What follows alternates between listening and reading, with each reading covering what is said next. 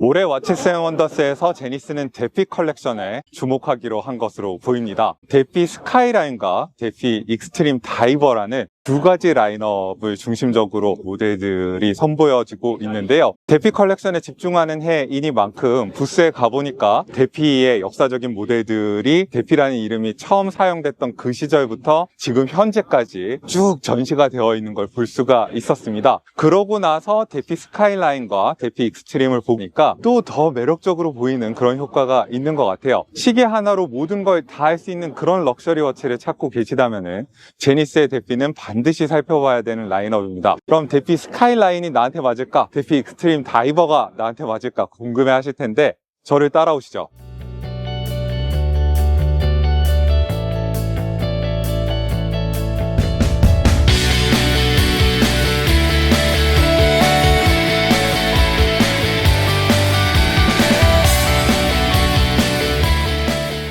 이따가 제니스의 제품 개발과 전략, 헤리티지를 총괄하는 로망 마리에타님을 만나서 다른 곳에서 들을 수 없는 신제품의 개발 비화나 거기에 담긴 전략들에 대해서 물어보도록 할 텐데요. 그 전에 간략하게 올해 제니스의 라인업들을 요약을 해드리면은 데피 스카이라인 크로노그래프, 제니스의 라인업에서 가장 현대적인 디자인과 만듦새를 자랑하는 크로노그래프 모델이 아닐까 싶은데요. 엘프리메로의 고전적인 3카운터를 현대적으로 재해석된 데피의 42mm 케이스에 잘 녹여놨습니다. 데피 스카이라인의 기본 모델 같은 경우에는 다이얼에 살짝 빈 공간이 많다는 느낌이었는데 카운터가 들어가면서 많이 균형이 잡히게 됐다고 저는 느꼈습니다. 이번에도 10분의 1초 단위까지 정확하게 측정할 수 있는 최신의 엘프리메로 3600 무브먼트로 구동을 하고요. 크로노그래프 초침도 10초에 한 바퀴를 돈다는 게 특징적이죠. 블루, 실버, 블랙의 세 가지 다이얼 변형으로 선보이고요. 스틸 브레이슬릿은 제니스의 모든 모델 가운데 가장 높은 완성도와 피니싱을 보여줍니다. 오랜만에 다이버 모델들을 내놨습니다. 영감의 원천이 된 거는 1969년의 역사적인 모델 A3648인데요. 원작을 1대1로 재현한 리바이벌 모델은 사이즈가 37mm로 아담하고 독특한 그 시절의 미학을 담고 있어서 한국에서 인기가 있을 것 같습니다. 브레이슬릿까지 그 시절 느낌을 그대로 담아 만드는 데서는 뭔가 집요함까지 느껴집니다. 물론 시계 유리와 베젤의 소재는 사파이어 크리스탈로 업그레이드를 했고요. 무브먼트도 엘리트 670이라는 요즘의 매니팩처 무브먼트를 적용했습니다. 600m 방수 시계라는 고스펙이 1969년의 모델의 것을 이어받고 있다는 게 흥미로운데요. 왜 제니스의 다이버는 600m여야 하는지는 이따 인터뷰에서 직접 들어보시죠.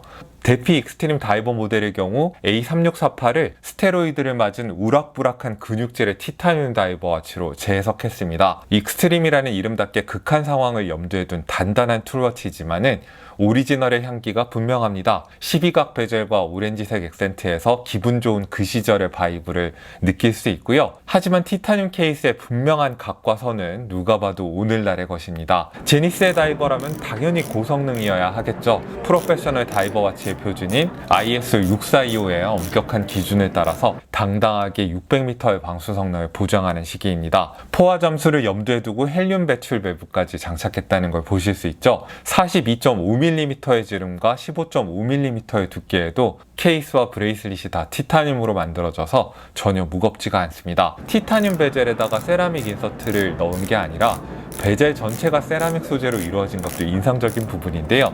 5Hz의 고진동 엘프리메로 칼리버 3620SC로 구동합니다. 최신 세대의 엘프리메로 무브먼트에서 크로노 메커니즘이 빠진 3엔진 엔진이라고 보시면 되고요. 편리한 퀵체인지 시스템을 자랑하는데 기본 제공 스트랩도 브레이슬릿을 포함해서 셋이나 주는 풍성한 패키지를 자랑합니다. 제품 소개는 이만하면 된 것 같고요. 이제 발굴할 만한 시계를 제니스의 아카이브에서 끌어올려서 올해의 신제품으로 재해석해내는 데 관여한 총책임자 로망 마리에타님을 만나보도록 하겠습니다. Tell us about yourself and what you do for Zenis. So my name is Romain Marietta and I'm the Chief Product Officer. So it means that I'm taking care of all the developments, all the strategy around product development, but also the heritage. So I have a double cap. I'm with the brand since now 18 years. 18 years. So How old are you? You look young. I'm going to turn 42. I'm going to turn 42. So I started there when I was 23. And ever since I had a lot of evolution. So I'm very lucky and I'm thanking the brand every day to be able to have such a position because you have really the power of doing things with such a brand. The Jenis Defy collection has undergone significant modernization in recent years. True. Yet it still retains a sense of authenticity. How does Jenis manage a balance between innovation and honoring the Defy's heritage? Well, it's a good question, and it's true. We have first of all we have a huge history, a huge legacy. Next year we're going to turn 160 years, so we have a lot of different chapters in our history that we would like the people to discover. And the Defy collection is an historical collection. The name Defy is from 1902, so more than 120 years ago. The first name Defy with an I in French, and then Y in English in 1969, same year as the El Primero. So we have the heritage, and my role, as I have the double cap of heritage and product development, is to create bridges, links between the past, the present, and the future. So we are honoring the past, but we don't want to recreate the past. We want to project the past into the future. So this is how we are balancing it. And Defy is a cool platform to do this because it's very contemporary, very modern. But that's true. It's linked to an historical piece. So once again, you have the whole story to tell. The Skyline here, chronograph, is the last natural evolution of the Skyline collection. We have created the three hands first, and then we have created the smaller version of the three hands with the 36 millimeter. We have introduced the tourbillon, and we were missing the chronograph because we are doesn't make sense. We are specialized in chronograph. Right. So that was the logical evolution. But this piece is here to replace a piece that was in the collection since 2017, the El Primero 21, 100 of a second chronograph. And in our collection, we had this piece together with the extreme 100 of a second chronograph. One was 44 millimeter and the other was 45. And the idea was to get rid of the 44 to create the Skyline in 42. So we have a better differentiation between 42 and 45 millimeter, and the 45 millimeter will remain with a 100 of a second extreme high frequency, and this one lower the frequency with the 1/10 of a second, more elegant, more understated, and the extreme goes extreme with the 100 of a second. Wow. More logic and more complementary. Both the Defy Skyline and Defy Extreme embody contemporary aesthetic, but they seem to pursue different goals. Could you explain the key differences in design and functionality between these two collections? It's true. We have two sublines in the Defy collection, Skyline and Extreme. They have a different target audience, if I can say so. One is more refined and elegant, and one is more bold, more, I would say, bodybuilded. So it goes a bit more extreme, same as the name itself. So also the characteristic of the aesthetics are different. One is, as I said, more elegant, and we can have a look at this here, a chronograph, whole steel integrated metal bracelet, and for example here a new novelty is an extreme piece, a three hands. It's not a chronograph, but still it has, I would say, more details. It's a bit more bodybuilded. We have crown guard. We have an aesthetic which has more, I would say, power, and that's exactly the goal they are pursuing in their own fields. And the idea is to make them complementary, but still having the same aesthetic, the same base, so the same octagonal case shape, the same dodecagonal bezel. So they are really based on the original models. And you have one example here. That's an historical piece that we have revived, the diver. Wow. And it's already the octagonal case shape, 14-sided bezel that we turn into a 12-sided bezel. So there's a link between all of these, but with a different positioning. Jenis already has a handful of chronograph collections. Yeah. How does Jenis differentiate the new Defy Skyline chronograph from the other chronographs to avoid direct competition within its product range? It's true. I mean, we are well known about the chronograph, the El Primero. We have invented in a way the automatic integrated chronograph with the tenths of a second, so high frequency. The best seller of the brand nowadays is the Chronomaster Sports. It has a specific aesthetic. It has an external bezel in ceramic, and we wanted to have the equivalent in the Defy collection, but still with the Defy DNA. So, as you mentioned, in order not to have the watches that are competing directly against each other. They don't have the same aesthetic at all. So they are not targeting the same audience and clients, but they have the same type of movement, 1/10 of a second. But one is a fully integrated bracelet with the interchangeable strap system, for example, and the other don't have the interchangeable strap system. It's more bold.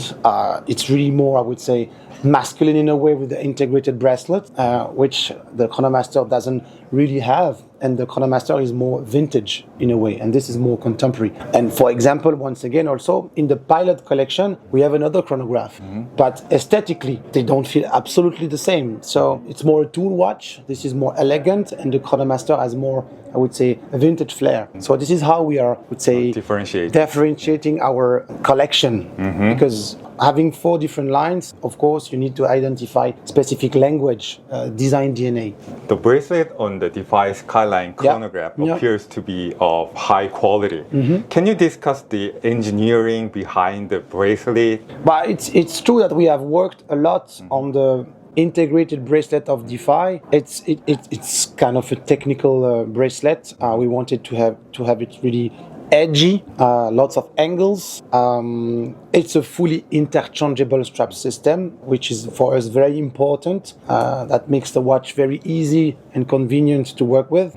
So it's really secure. I mean, as you can see, you can exchange really rapidly, I would say quickly, from one bracelet to the other. For example, from here to this. Wow. And you can do it by yourself. Look at it. It's creating another watch, another face. So that was important for us to add something new to the bracelet segment by having this interchangeable strap system. The upgraded El Primero movement has been in the market for 3 years now. Absolutely. Am I right? Yep. What insights have we gained about its performance, reliability, and longevity? It has, I would say, makes also our life, I would say, easier internally in terms of production, because everything has been improved and optimized. The movement has a bigger power reserve, 60 hours. We have less screws and eccentrics that we need to set. The El Primero 400, so the prior version of it, was developed in 1969. Of course, it has evolved over the 5 decades. But still, it was a movement that has been developed in 1969 without any computer, without any computer-assisted technology. And here we have optimized also the kinetics, the gear trains, the precision, the reliability. That makes really our life easier, but still the constraint of being robust, reliable, very qualitative. That's a new platform for us that also allowed ourselves to work on a 3 hands, for example. It has allowed us to create the El Primero 3 hands with more facility, I would say, because before it was just a module and then you have to take it out, and now it has been developed in a real, I would say, interchangeability state of mind for this El Primero. So it has changed the game for us in terms of production. So you can do more things with this. Exactly. It's more of a platform on which we can really work and start to build with some new complication and also thinking about a 3 hands, for example. That's from a standpoint of development and product management. Exactly. And how about customers' responses so far? But that was amazing. I mean, since we introduced the new El Primero, it was with the Chronomaster Sports. The Chronomaster Sports became the bestseller of the brand right away. Literally right away. That was a tsunami of fantastic feedback. From one day to the other, we introduced that piece. It was 0 production in reality, and after the first year, it was already 1/3 of our production. So the response was amazing, because we have been able to display the 10th of a second, which is what really the El Primero is capable of. So it's really differentiating ourselves from the competitors. So people just understood what we wanted with that movement. This year's new release includes both a direct reviver and a modern reinterpretation of the late 60s Defy diver. Can you discuss the rationale behind this dual approach? But as much as we can, since we have a huge history and legacy, we tend to recreate vintage piece, iconic vintage piece, for two reasons, I would say. Of course, to support a modern version of it, so it helps the storytelling, it helps to understand where it comes from, but it's also because we are able to do it and 1-1 on a scale of a 1-1 reproduction or a revival, because we still have the same movement, or we still have, for example here, the same movement which has the same proportion as its ancestor. Because in 1969, when this watch came on the market, it was not equipped with the actual elite movement, but it was equipped with a movement that has exactly the same proportion as it is now. So we are able to recreate a piece exactly how it was 55 years ago. And with the El Primero, it's exactly the same. We are the only brand which is still working with the same movement after 55 years. So the whole idea was to create something coming from the past and then try to do an interpretation or reinterpretation into the future. So a modern version of it, but with details or hints coming from the past. Of course, the orange is taking some elements for this piece too, and you still recognize the octagonal case shape that you have here.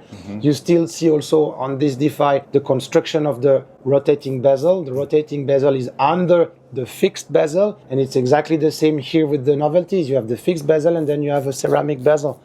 So we take a lot of inspiration from the past to project it into the future. The choice of 600 meter water resistance rating for Jenis new dive watches suggests a commitment to professional diving. How does this commitment resonate with the brand's heritage of making dive watches? This, in 1969, the reference 3648, was the first ever Defy diver. At that time, the diver standard rules didn't exist. So now the actual ISO standard 6425 was not existing. So if you want to be a diver, you could have done mainly whatever you want, okay? But you have, of course, you need to have a strong water resistance. It has to be robust. You have to have a strong legibility, readability. So this is what we have done. But at that time, for example, that watch didn't have the unidirectional rotating bezel, which is not a requirement for the standards. Anti-magnetism is also a requirement. Shock absorbing is also a requirement, which was maybe not at the same standard at that time. Why 600 meters? Because you're right. To be able to be called a diving watches, you need to be 200 meters. That's the standard. Most of the people, most of the brand out there, they are doing 300 meters. At that time, they have decided to make 600 meters, which was kind of crazy. And it was... But that's very Jenis. Yeah. And you know why they did that?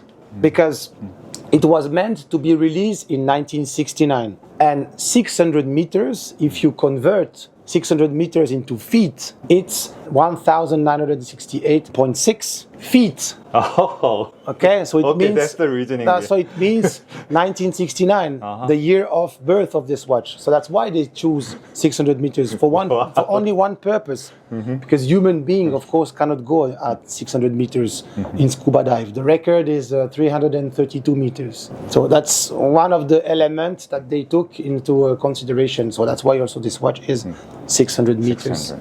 And we are testing all the watches at 750 meters. Wow. Internally, just to be sure that 600 is enough. Jenis dive watches may not be as well known No. as its chronographs and other Defy models. What strategies has the brand employed to raise awareness and promote its dive watch offerings to a wider audience? If we can say that it's a strategy, the whole strategy is to explain just another chapter of our history. This chapter about this historical vintage piece that had this funky, cool orange style of watches with this specific crown at 600 meters. So everything is about legacy, about storytelling. We do not want to make it a strategical piece in our collection. This is not meant to be like this. It's just another complementary exploration path that we are having, also historically speaking, that we want to explore. So the strategy here is to make the best possible diving watch with our own codes and DNA with a sense of history. that speaks to clients. So you don't need celebrities or. Well, I don't think so. I mean, we will have an apneist, free diver that will also be, I would say, a friend of the brand soon. But that's going to be only locally for the French market, for example. So it's also demonstrating that we don't want to have like the biggest scuba diver celebrities. We just want to make our watches speak for themselves. This is the last question. I ask this question to every person I meet.